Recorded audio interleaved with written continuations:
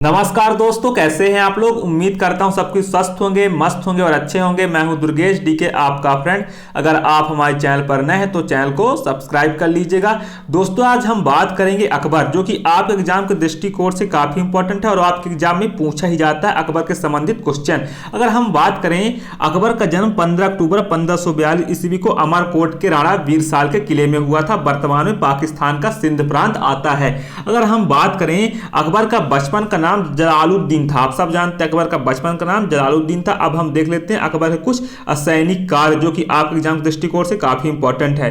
दोस्तों, अगर हम बात करें 1562 ईस्वी में अकबर पहले क्या करता है, युद्ध बंदियों को दास बनाने की प्रतिबंध लगाता है। युद्ध में किसी को भी बंदी नहीं बनाया जाएगा, न उसे गुलाम बनाने या बेचने पर भी प्रतिबंध लगाया गया। 1563 में अकबर तीर्थ यात्रा कर की समाप्ति करता है। 1564 में दोस्तों जजिया का बंद करता है, जजिया का उन्मूलन होता है। और 1569-70 में फतेहपुर सीकरी की स्थापना होती है। 1573-74 में घोड़े के दागने की प्रथा चालू करता है। अकबर घोड़े को दागने का प्रथा प्रारंभ करता है। अगर हम बात करें 1574-75 के बीच में समाचार देने वाले गुप्तचर विभाग की स्थापना करता है। खुफिया एजेंसी की स्थापना अकबर करता है 1574-75 में। अगर हम बात करें 1574-75 में अकबर इतिहास लेखन विभाग की स्थापना करता है, सार्वजनिक रिकॉर्ड कार्यालय या शाही लेखाकार। अगर हम बात करें 1574-75 में अकबर मनसबदारी व्यवस्था लागू करता है। 1575 में ही अकबर इबादत खान की स्थापना करता है, जहां पे चर्चाएं नहीं होती थी। और 1577-78 में सिजदा और पैगोश की प्रथा का प्रारंभ करता है अकबर। और 1578 में इबादत खाना में सभी धर्मों की प्रवेश की अनुमति देता था अकबर।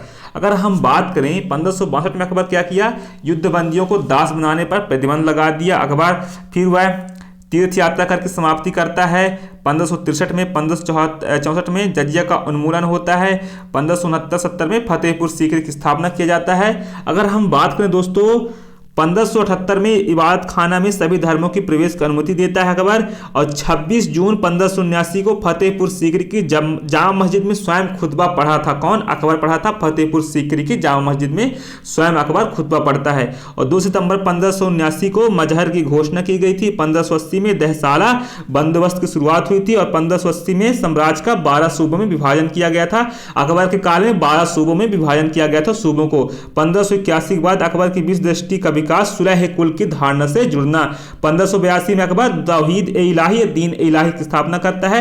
1582 में इबादत खाना की परिचर्चाओं पर रोक लगाता है। फिर 1582 में विवाह आयु निर्धारण करता है अकबर। अगर हम बात करें दोस्तों, अकबर की जो नीतियां थी, 1583-84 में इलाही या फसली संबत की शुरुआत करता है। 1583 में कुछ निश्चित दिनों पर पशुवध पर रोक लगा देता है अकबर। 1587 में सती प्रथा पर उदार प्रतिबंध, यानी उदार लगाया था, ज्यादा गहरा नहीं लगाया था। और आप लोग इसे अच्छे से और देख लीजिएगा। अगर हम बात करें दोस्तों अकबर के जो अभियान हैं, तो अकबर का जो पहला अभियान कब किया था? मालवा। अगर हम बात करें वैसे तो आपका पानीपत से शुरुआत हो जाता है, आपका पानीपत का युद्ध होता है। लेकिन जब वो साम्राज्य को बढ़ावा देता है अकबर, तो साम्राज्य को बढ़ाने के लिए तो उसकी जो नीतियां थी, मालवा 1561 में करता है। और वहाँ का शासक बाज बहादुर होता है। उसका मुगल सेनापति कौन दोस्तों? आदम खां, पीर मोहम्मद, अब्दुल खां उजबेक, ये लोग थे। आप लोग इसे अच्छे से और देख लीजिए। फिर भाट राव रामचंद्र बघेला पे के आक्रमण करते हैं ये लोग। फिर आपका गोंडवाना किला, वीर नारायण 1564 ईस्वी में आसफ खां होते हैं। फिर आमेर 1562 ईस्वी। और मेड़ता का जो इनका अभियान होता है, जयमल के नेतृत्व, जयमल वहाँ के शासक होते हैं।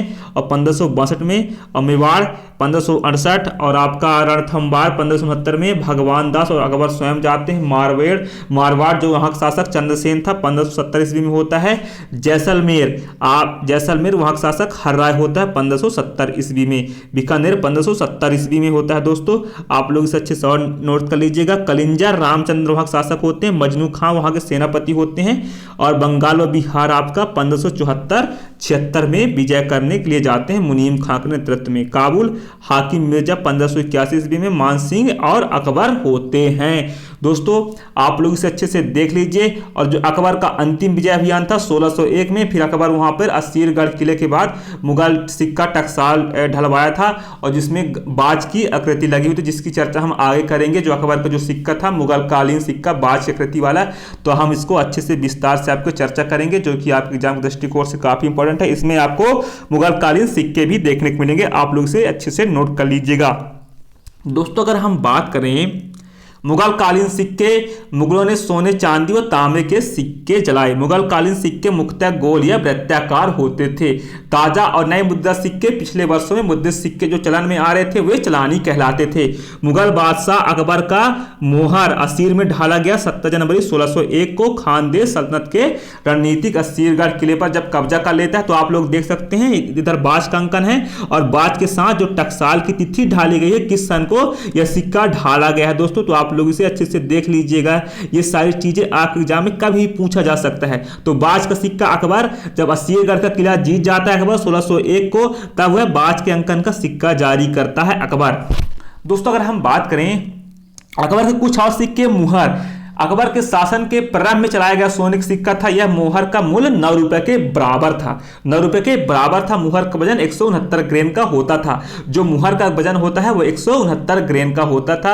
मुहर मुगल काल का सबसे प्रचलित सिक्का था। जो मुहर था वह मुगल काल का सबसे प्रचलित सिक्का था।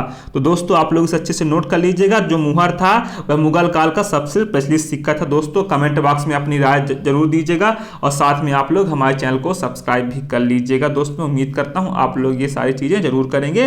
और मुहर जो कि अकबर का 169 ग्राम का होता था, आप लोग इसे अच्छे से देख लीजिए। दोस्तों अकबर के जो सिक्के थे मुहर इस प्रकार है और आपको बीच में अकबर का मैप भी, अकबर का फोटो देखने को मिलेगा, मैप सॉरी। अगर हम बात करें दोस्तों अकबर ने शासन के 50वें वर्ष, अकबर अपने शासन के 50वें वर्ष क्या करता है, जब उसका आखिरी साल होता है तो कुछ सिक्कों पर राम सीता की मूर्ति का अंकन करवाया था। आप सब देखते हैं प्रभु श्री राम है और उनके पीछे सीता माता है। प्रभु श्री राम धनुष बाण रखे हुए हैं अपने, आप लोग इसे देख पाएंगे। सिक्के को समझिए। अकबर अपने 50वें वर्ष तो राम सीता का अंकन कौन करवाता है, अकबर करवाता है। देवनागरी में राम सिया लिखवाया था, कौन, अकबर लिखवाया था, एक सहिष्णु शासक था। अकबर ने असीरगढ़ दुर्ग की विजय स्मृति में सोने का सिक्का चलाया, जिस पर एक तरफ बाज और दूसरी तरफ टकसाल नाम और ढालने की तिथि है। यही सिक्का मैंने आपको बताया था कि हम आपको बताएंगे, तो आप लोग इसे देख लीजिएगा। अकबर जो असीरगढ़ का किला जीतता है 1601 में, फिर उसमें टकसाल की तिथि भी निर्धारण करवाता है अकबर। तो आप लोग इसे देख लीजिए। बाज का अंकन किया गया है और साथ में टकसाल ढालने की तिथि, पता नहीं इसको कैसे पढ़ा जाएगा, लेकिन इतिहासकारों ने पढ़ लिया है। तो आप लोग इसे अच्छे से देख लीजिएगा। दोस्तों अगर हम बात करें जो अकबर इलाही सोने का गोल सिक्का जिसका मूल्य 10 रुपए के बराबर था। लाल ए जलाली भी स्वर्ण सिक्का था। अगर हम बात करें सोने का जो गोल सिक्का होता है 10 रुपए का बराबर था इलाही, और लाल ए जलाली भी स्वर्ण सिक्का था दोस्तों। तो आप लोग इसे देख लीजिएगा, लाल ए जलाली भी स्वर्ण सिक्का होता था। अब हम आपको अकबर के नेक्स्ट सिक्के को दिखाते हैं, उसका चर्चा करते हैं। दोस्तों अगर हम बात करें संसब अकबर द्वारा चलाया गया सबसे बड़ा सोने का सिक्का था, जिसका मूल्य 101 तोला के बराबर था। यह लेन देन में बहुत चलता था। जो अकबर का संसब था वह लेन देन में बहुत चलता था। उसका मूल्य 101 रुपए के बराबर, 101 तोला के बराबर था। संसब अकबर द्वारा चलाया गया सबसे बड़ा सोने का सिक्का था। दोस्तों अगर हम बात करें अकबर कुछ और सिक्के भी चलाया था अकबर, अगर हम देखें तो अकबर क्या चलाता है, अकबर के अन्य सिक्के जैसे जलाली हो गया, दाम हो गया, दरब हो गया, चरण हो गया, पंडाव हो गया, काला सुकी, ये अकबर के अन्य सिक्के हैं जो चलन में थे अकबर के शासन काल में। अकबर के जैसे जलाली चलाया, दाम चलाया, दरब चलाया, चरण चलाया, पंडाव चलाया, काला सुकी भी चलाता है, कौन, अकबर चलाता है। तो दोस्तों आप लोग इसे अच्छे से नोट कर लिए होंगे, मैं उम्मीद करता हूं। अब हम बात करते हैं अकबर से संबंधित एक क्वेश्चन जो कि कभी भी एग्जाम में पूछा जा सकता है और ये पूछा भी गया है। 1560 ईस्वी के पश्चात अकबर का पहला और अंतिम विजय अभियान क्रमशः था। तो आप सब जानते हैं आपका ऑप्शन नंबर 3 मालवा और असीरगढ़।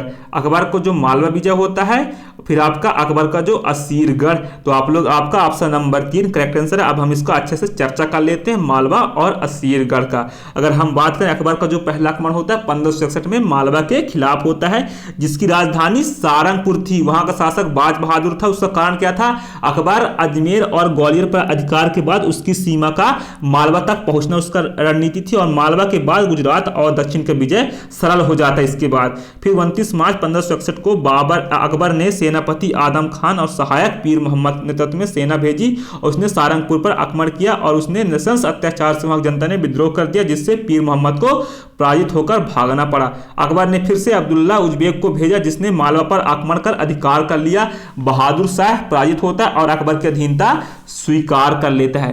तो दोस्तों क्या होता है, अकबर की रणनीति थी कि अकबर अजमेर और ग्वालियर पर अधिकार के बाद उसकी सीमा मालवा तक पहुंचना उसकी अकबर की रणनीति थी, जिसके बाद अकबर को जो मालवा और मालवा के बाद दक्षिण गुजरात और दक्षिण का विजय सरल हो जाए, ऐसी अकबर की नीतियां थी। आप सब जानते हैं अकबर एक कूटनीतिक शासक था और इस रणनीति बनाने में बहुत बड़ा माहिर था अकबर, आप सब जानते हैं। दोस्तों ये था आपका अकबर का मालवा के विरुद्ध जो अभियान थे, उसके जो अकबर ने जो रणनीति तैयार की थी, आप लोग इसे देख लीजिए। पहले पीर मोहम्मद को भेजते हैं लेकिन वह पराजित हो जाता है, फिर अब्दुल्ला उज्बेक को भेजा जाता है, एग्जाम में पूछा जाता है अब्दुल्ला उज्बेक, तो आप लोग इसे अच्छे से नोट कर लीजिए। अब हम बात कर लेते हैं दोस्तों अकबर का अंतिम विजय अभियान असीरगढ़। अकबर खानदेश दक्षिण भारत का प्रवेश द्वार माना जाता है। आप सब जानते हैं खानदेश अकबर दक्षिण भारत का प्रवेश द्वार माना जाता है। इसकी राजधानी बुरहानपुर थी। शासक राजा अली खान, जिससे 1596 में स्वेच्छा से अकबर की अधीनता स्वीकार की और उसकी मृत्यु के बाद पीरन बहादुर गद्दी पर बैठा और उसने मुगलों की अधीनता स्वीकार करने से मना कर दिया, असीरगढ़ के किले में सुरक्षित कर लिया। फिर 1601 में खान एवं आजम मुर्तजा खान ढड्डा के जानी बेग के नेतृत्व में किले पर घेरा डाला गया। घेरा कई माह तक चला। अंत में विवश होकर मीरा ने आत्मसमर्पण कर दिया और असीरगढ़ पर मुगलों का अधिकार हो गया। इसकी स्मृति में अकबर ने फतेहपुर सीकरी में बुलंद दरवाजा निर्माण करवाया और दक्षिण भारत की उपाधि भी धारण की थी। अगर हम बात करें दोस्तों तो आप लोग इसे अच्छे से नोट कर लिए होंगे। अकबर से संबंधित क्वेश्चन है। अकबर, मैं उम्मीद करता हूं आप लोगों को वीडियो पसंद आ रही होगी, ना भी आ रही होगी तो आप लोग एक फ्रेंड के नाते कर लीजिएगा। आप लोग जिस भी एग्जाम की तैयारी कर रहे हो, अब हम नेक्स्ट दिन अकबर के कुछ और अभियान देखेंगे। अकबर का अभियान तो हमने आप देख लिया शॉर्टकट में। अगर हम बात करें अकबर के वास्तुकला संबंधित कुछ क्वेश्चन, मनसबदार व्यवस्था अकबर कैसी थी, जागीरदार, जमींदार, ये सब चीज़ें हम देखेंगे। हमारे पास समय की बहुत कमी है लेकिन आपके एग्जाम काफ़ी करीब है, तो all the best, best of hard work. जिंदगी उसकी है जिंदगी से घबराते हैं, जिंदगी उसकी है जिंदगी से टकराते हैं। All the best, best of hard work. फोड़ दीजिए 2023 सिर्फ आपका है। धन्यवाद।